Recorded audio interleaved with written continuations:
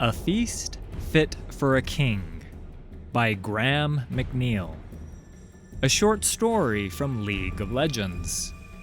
Read to you by Prestige Edition.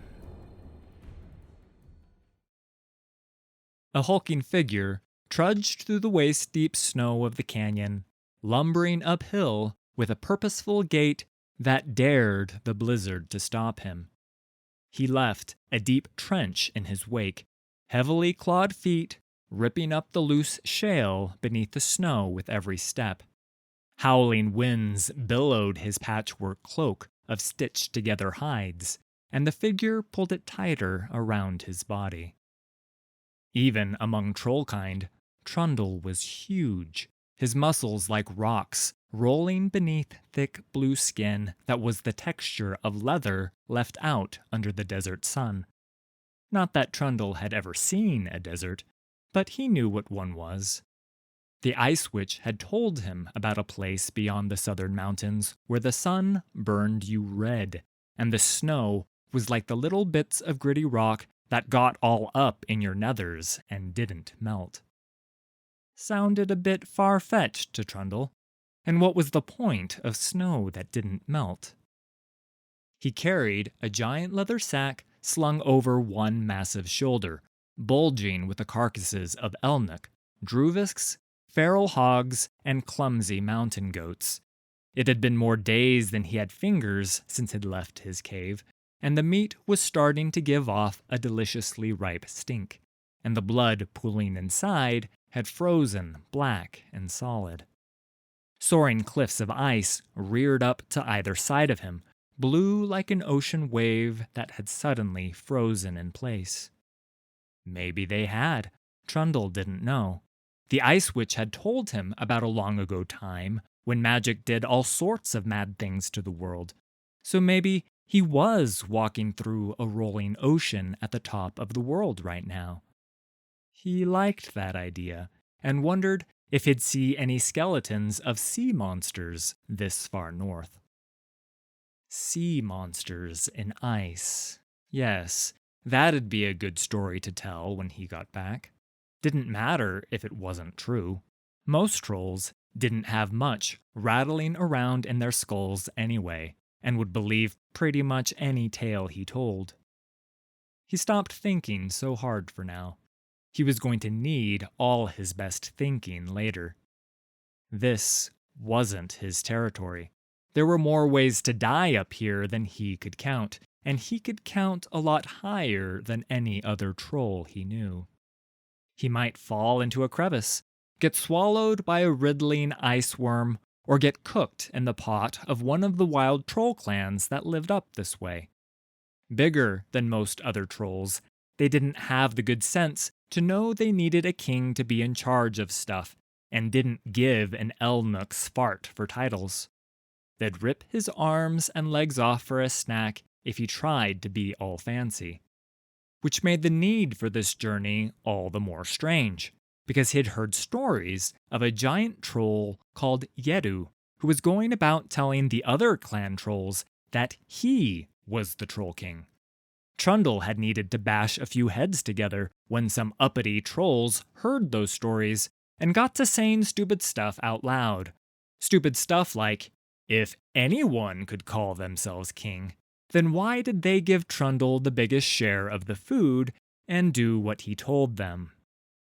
Yeah, something needed to be done about this Yedu before things got out of hand. Just because he'd newly thought of becoming a king like Grubgrak and the other ancient troll lords didn't mean anyone else got to think like that. The wiry hairs on the back of Trundle's neck tingled, like he was being watched. He couldn't see them yet, but he could smell the stink of their ripe bodies hidden beneath the snow ahead. Any troll that called himself king didn't get to stay that way for long without having a sense for when blood was about to be spilled.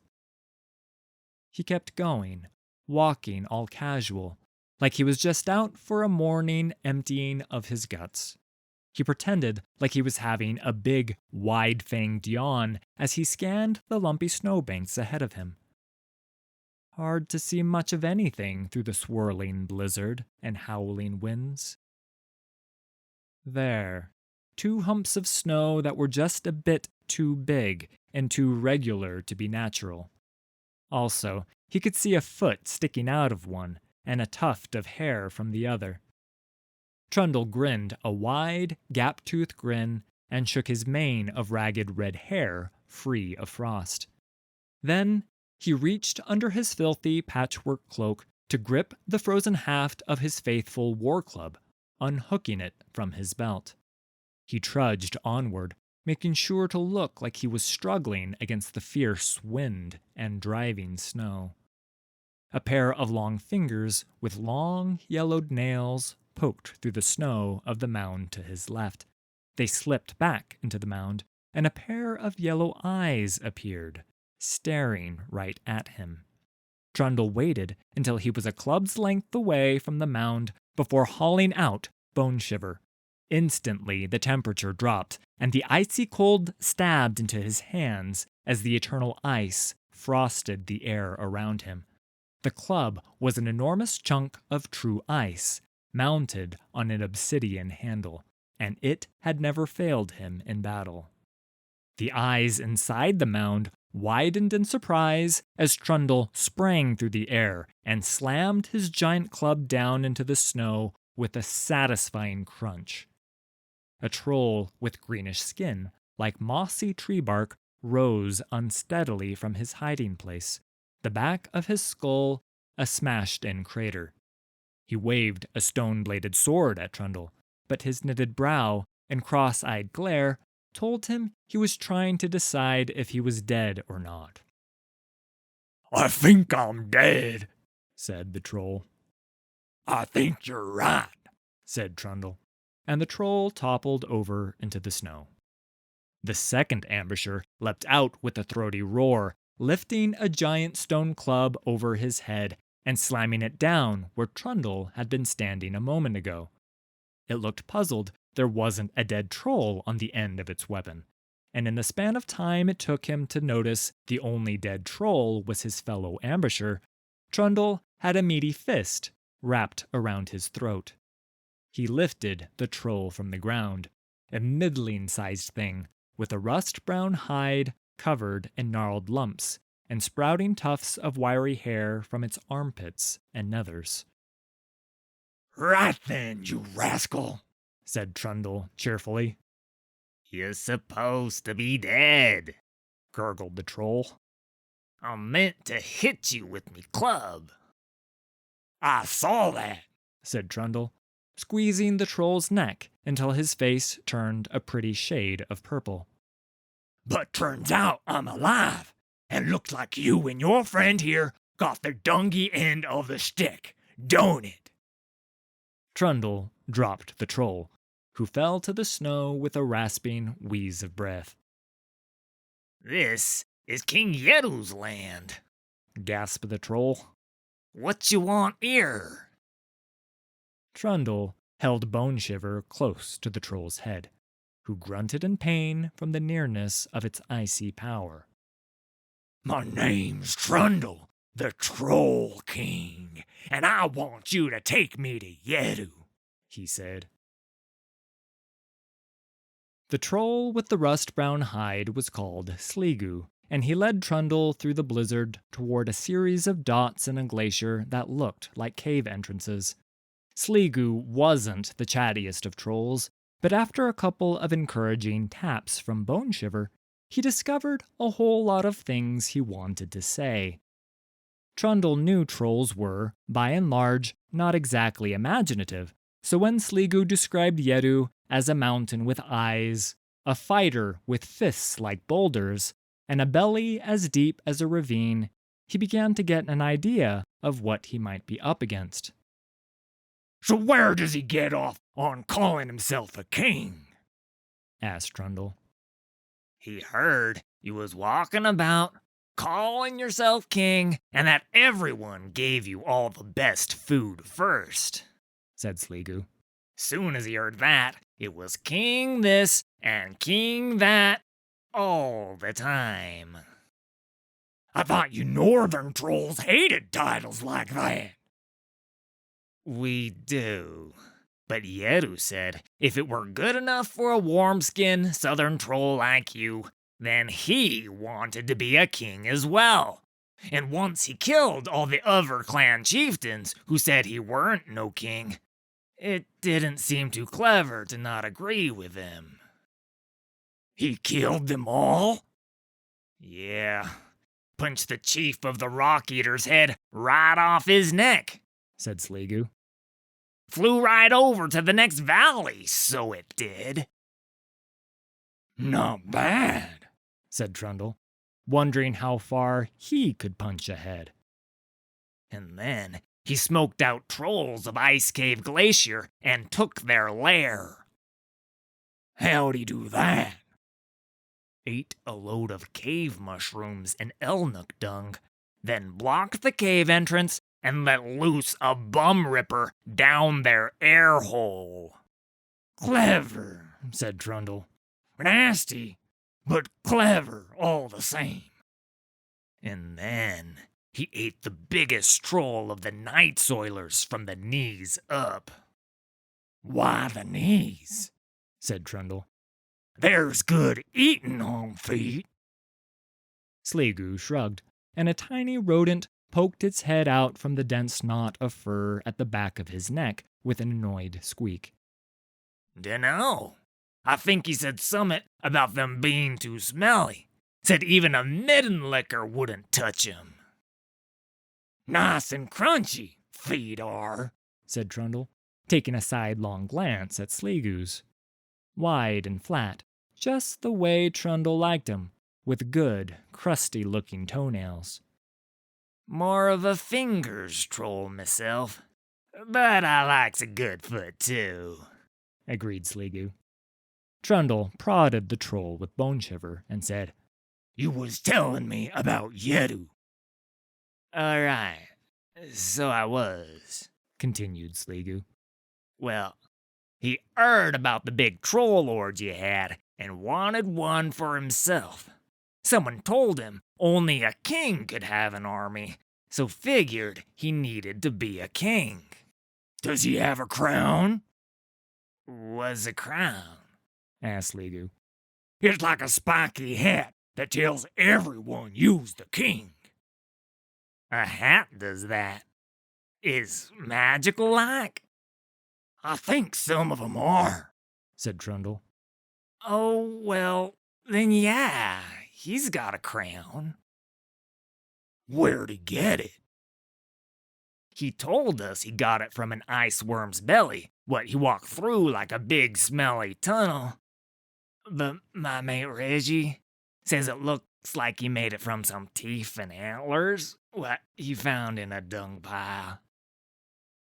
Dung pile or not, Trundle wanted a look at that crown now. Couldn't have some wannabe king saying he was better than Trundle just because he had a bigger crown. How far is it to Yeru's cave?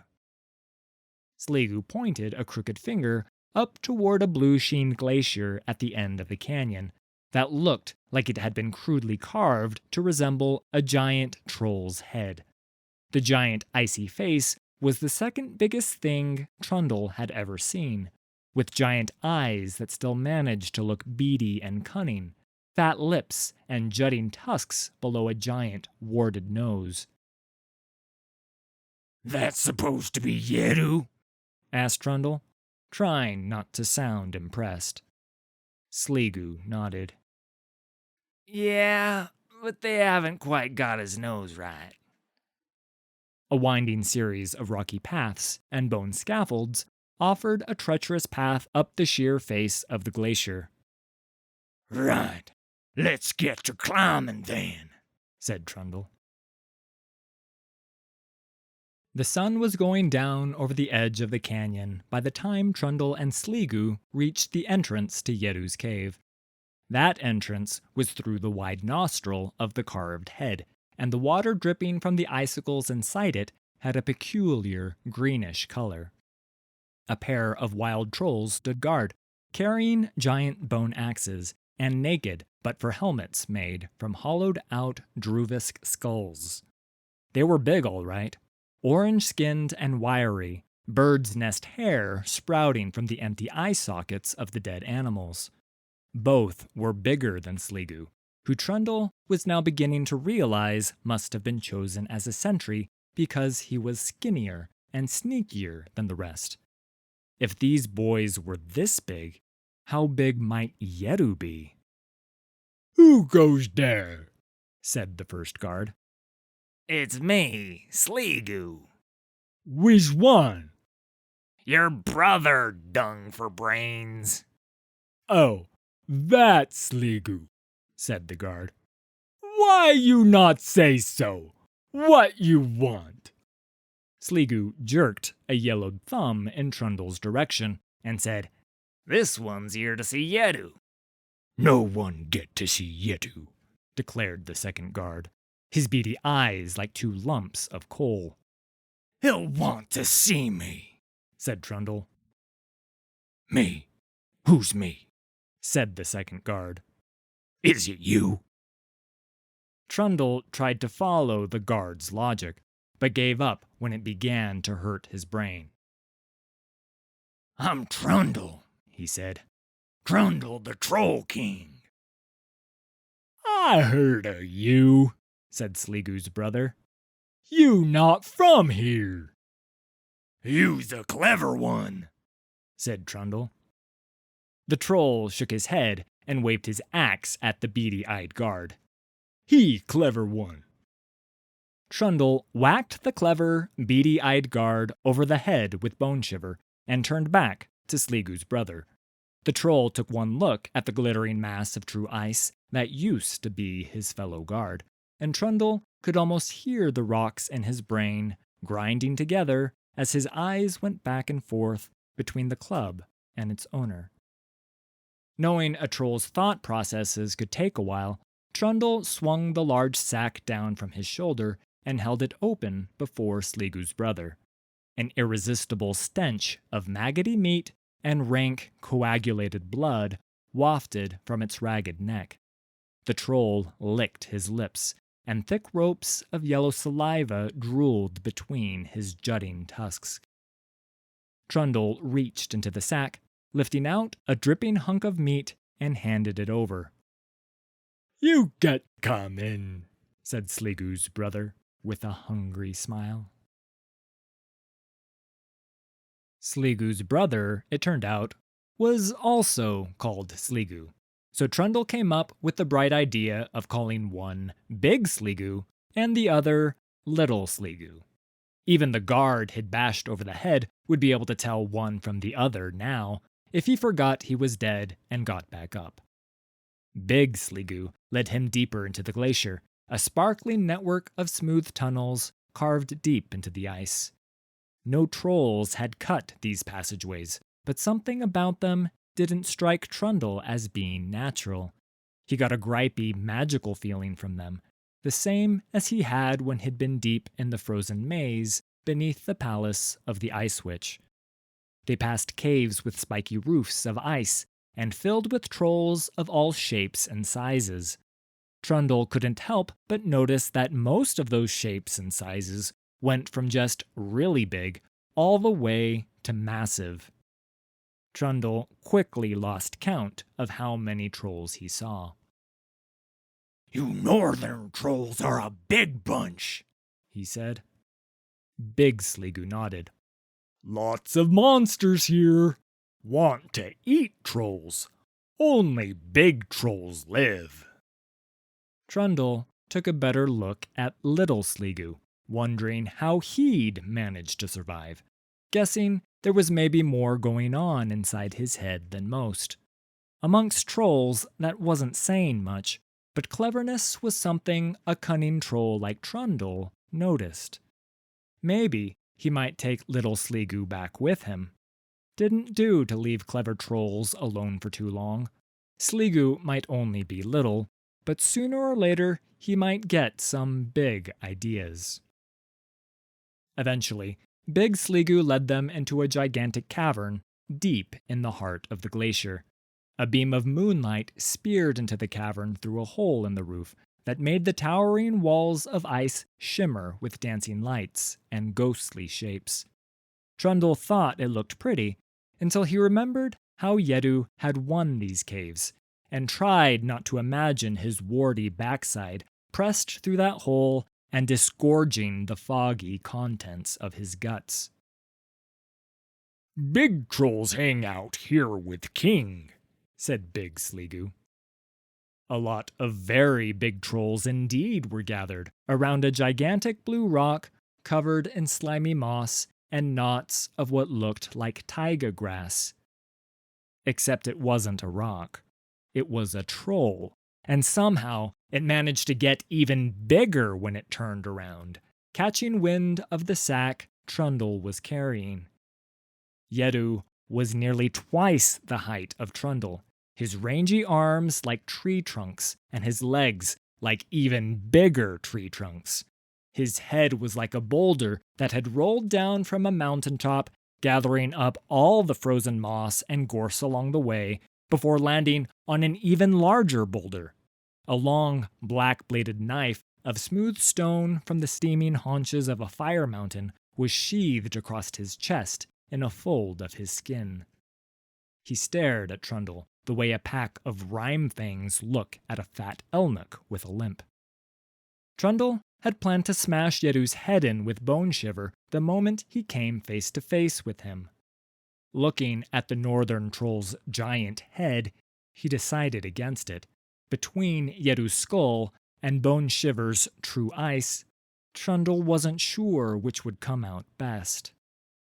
Time for a new plan. "You got meat," said Yedu, with a rumbling, gravelly voice. "I got meat," said Trundle, reaching into the bag and hauling out the stinking remains of a curling, horned mountain ram. Yedu's eyes widened, and he snatched the carcass from Trundle's hands to stuff it whole down his gullet. Yedu wiped his blood-greasy chin and belched. "You Trundle?" he asked. "One who says he, Troll King?" "Yes." Yedu reached out and lifted Trundle's patchwork fur cloak.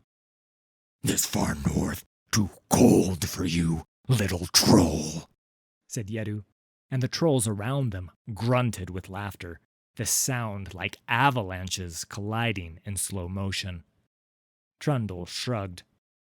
"Troll King gotta look good, right? I suppose you're Yedu, then." "Who else I be?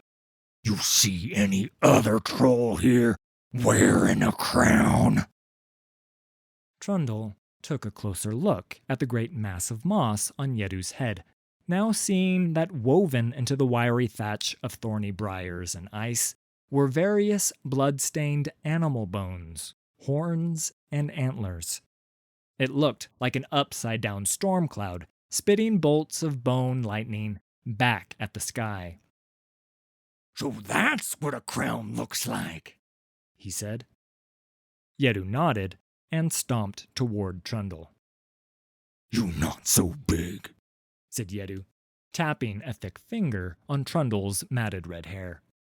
"I heard you was biggest troll ever, that you scraped your head on the sky and could drink seas."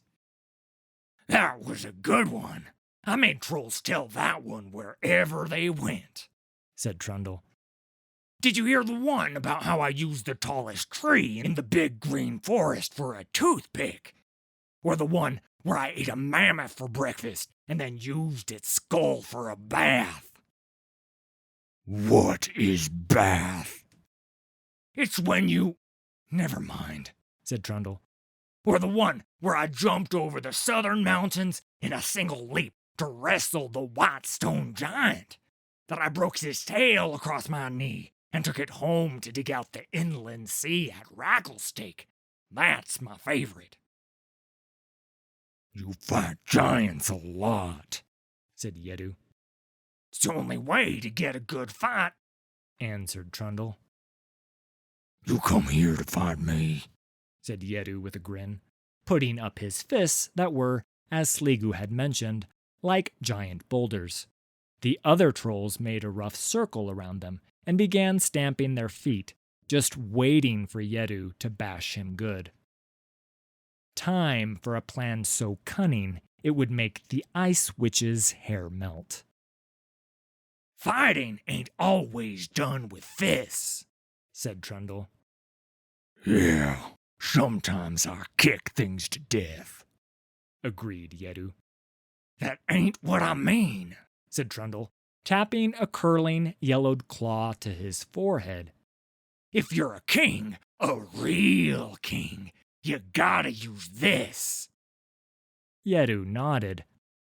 "Headbutts. Yeah, I likes them too, I do." "I mean the thing inside your head," sighed Trundle. "The brain that does your thinking." "Brain." "It'd be a battle of wits," said Trundle. Then, under his breath, "Lucky for me, it looks like you're unarmed." "How do we fight with our squishy brains?" Trundle grinned a toothy grin and upended the sack to spill out the rest of the animal carcasses between them in a stinking red pile of fur, bones, and rotten meat. "An eating contest," said Trundle. "How's that, using our brains?" asked Yeru, with a confused look at his trolls. "You'll see," promised Trundle. More meat was brought up and placed in the pile between the two seated troll kings. Giant hunks of flesh torn from the bellies of giant sea creatures, ribs from hairy mammoths, slithering piles of rotten fish, giant wings from the flightless birds of the tundra, entire elnuk heads, and squirming heaps of wriggling body parts that Trundle was glad he didn't recognize. As well as food, giant stone bowls of frothed liquid were brought out, stuff that made the hairs in Trundle's nose curl up.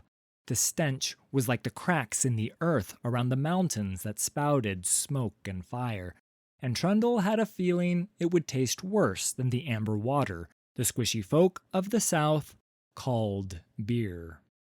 Truly, this was a feast fit for a king, but only one of them could walk away from it. "We just eat," said Yeru. Trundle nodded. "Eat and eat. First one to die loses. Last troll standing is the real king." Yeru grinned and said, "You got some good stories, Trundle, but you only got little belly. Real king needs the biggest belly, and Yeru's bigger and meaner. Once ate 2 whole mammoths when yawned, and didn't even notice." The trolls around the two kings oohed. "That's so," said Trundle. "Well, I once shrank so much that when I had to pass water, I made the sea at Rattlesteak." The trolls awed. Yeru's brow furrowed, and his eyes rolled around their sockets as he tried to dredge up a memory from only a few moments ago. "Wait, you said you dug land to make the sea at Rattlesteak." Trundle retorted without missing a beat. "Dug it out to make a hole big enough to pee in." The heads of the trolls around them went back and forth as the two troll kings exchanged boasts, each one more outlandish than the last. Finally, Trundle said, "Just before I came here, I climbed Yeti's mountain and took a bite of the moon." The trolls laughed at this outrageous boast until Trundle pointed up at the crescent moon shining down through the hole in the cavern's roof. Every troll's head lifted to follow his pointing finger, and they muttered amongst themselves with a newfound respect. While they were looking up, Trundle stuffed the now empty sack beneath his patchwork cloak and pulled it tight around his body. No more stories, growled Yedu. we eat. Trundle nodded, and the feast began. He began by tearing the meat from a giant rib, making sure it was picked clean before cracking it open over his knee and sucking out the marrow within. Yedu wolfed down the flank of a druvisk, chasing it down with a hearty mouthful of the frothed liquid in the stone bowls. Drink, commanded Yedu. not feast without Frostbaga. Trundle took a proffered bowl and swilled it down in one chugging gulp. His eyes watered at the noxious flavor of it, somewhere between corpse blood swamp runoff and the red rock that flows.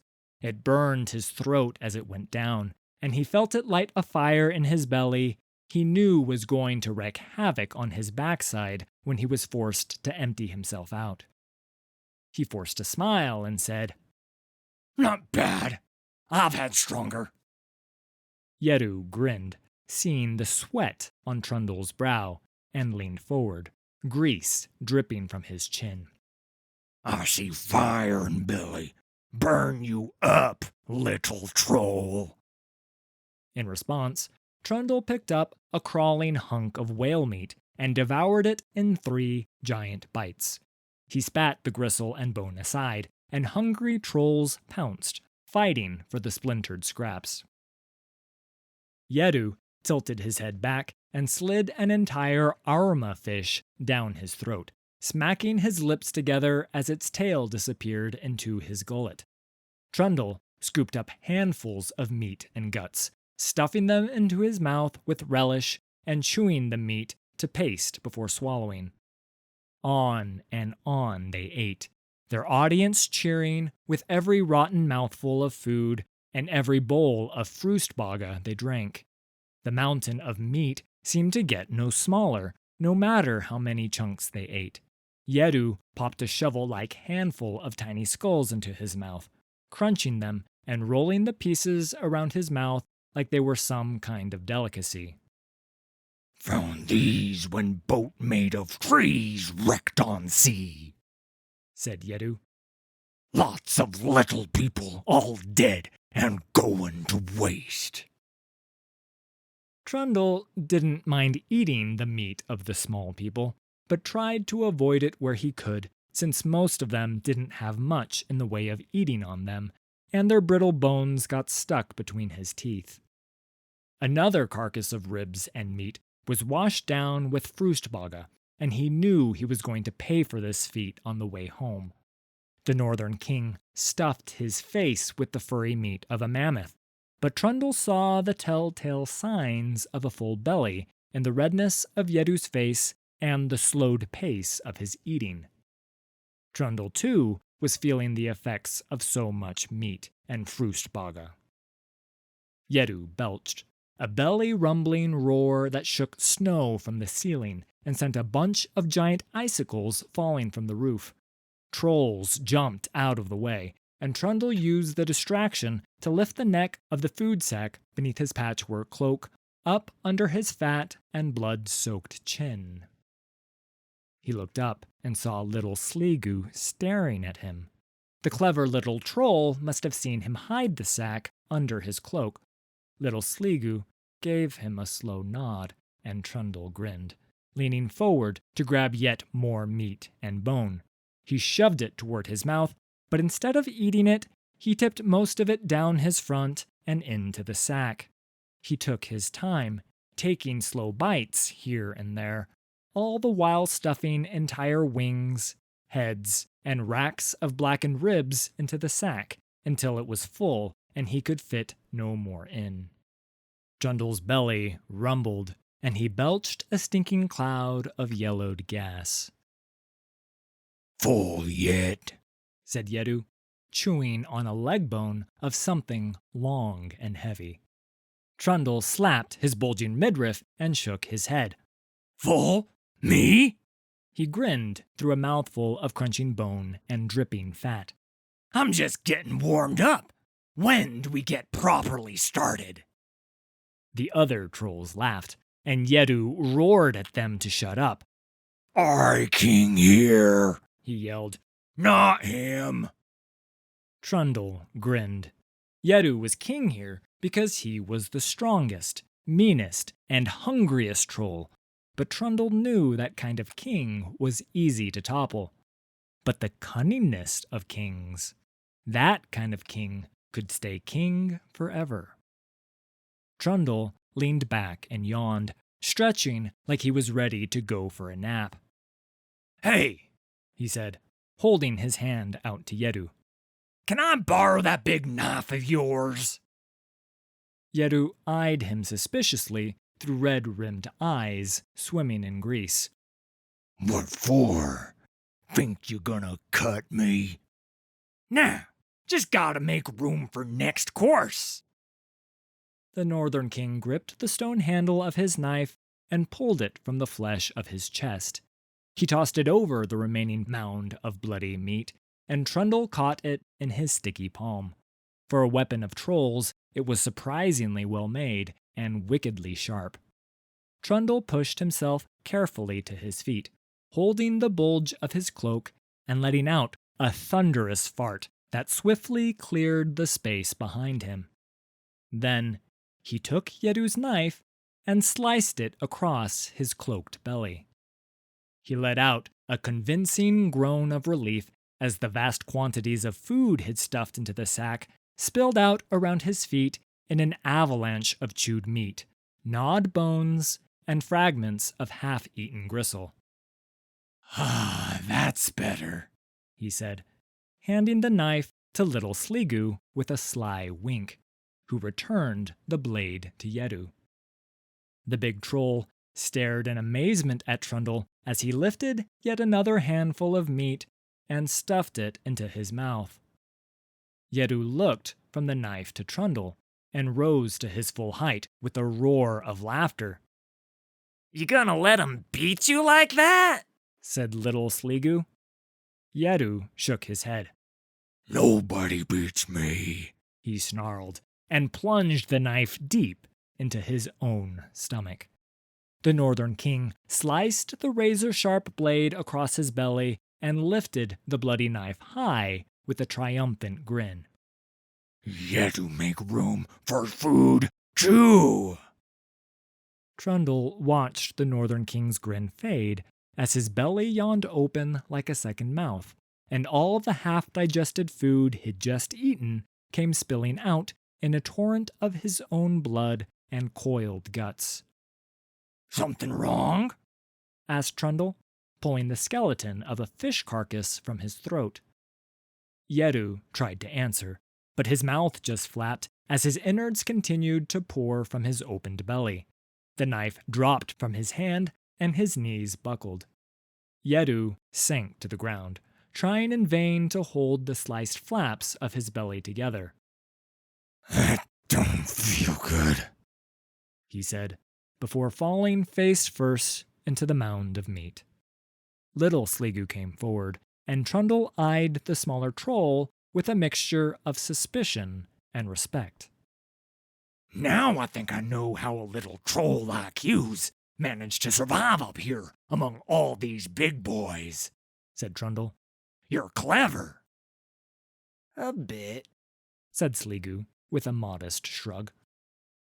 "Maybe you should come back down south with me," suggested Trundle, in a tone that made it clear it was anything but a suggestion.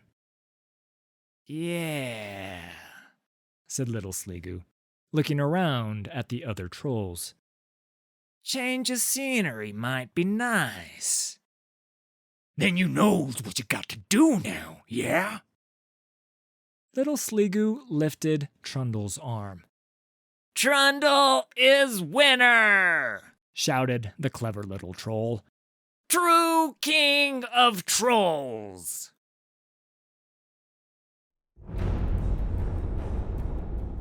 Thanks for listening. All credit for these stories goes to Riot Games and League of Legends. Full details can be found in the video description. If you enjoyed this production, please hit like and subscribe. There's a lot more coming.